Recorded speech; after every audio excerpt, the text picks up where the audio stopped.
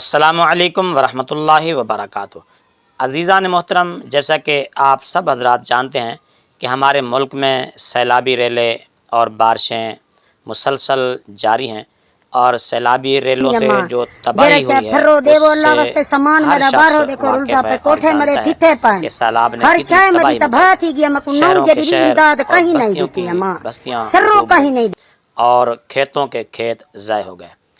مگر حکومتی عدم توجہ اور عوام کی عدم توجہ یہ قابل افسوس ہے کہ دیکھیں یہ غریبوں کے مکان تک کچھ بھی نہیں بچا، سامان کھلے آسمان کے نیچے پڑے ہیں، ان کے بچے کھلے آسمان کے نیچے بیٹھے ہیں، کئی دنوں سے بھوکے ہیں، فاقوں سے گزر رہے ہیں، مگر کسی عوامی نمائندے کو بھی اور عوام کو بھی اور انتظامیہ کو بھی اس کی طرف کوئی توجہ نہیں ہے۔ بعض علاقوں میں حکومتی امدادیں پہنچ بھی رہی ہیں، مگر وہ نہ ہونے کے برابر ہیں، جس سے عوام کی ضرورتیں اور متاثرین کی ضرورتیں پوری نہیں ہو رہی۔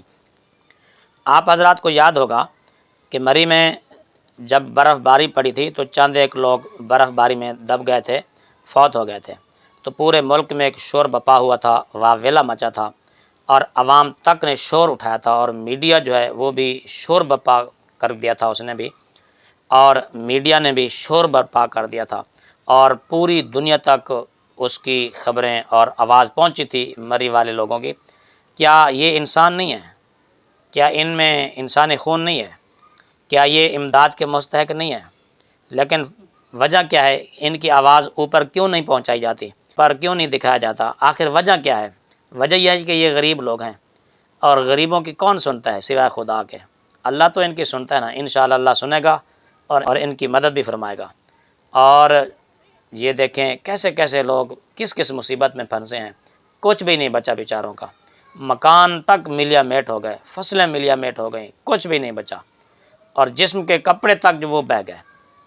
تو میں اہل اقتدار سے اور میڈیا کے لوگوں سے اور عوامی نمائندوں سے اور عوام سے پرزور گزارش کرتا ہوں کہ خدا را ان لوگوں کی طرف توجہ کیجئے، ان کی دیکھ بھال کیجئے۔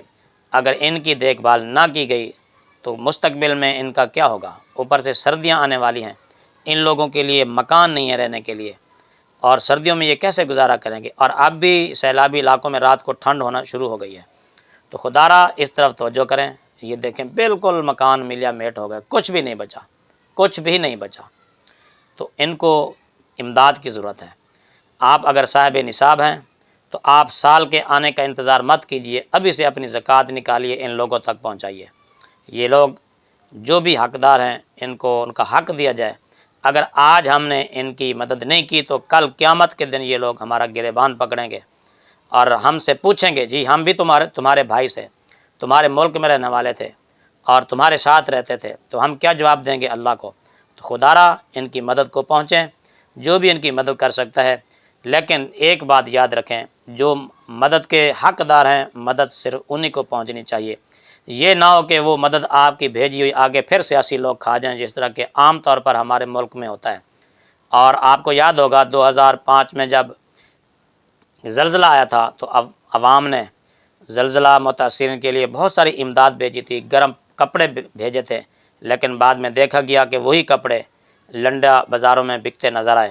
کہیں ایسا نہ ہو کہ آپ کی یہ امداد بھی کہیں راستے میں دائیں بائیں نہ ہو جائے اور کہیں عوامی نمائندوں کے ہاتھ نہ چڑھ جائے، یہ خیال رکھنا۔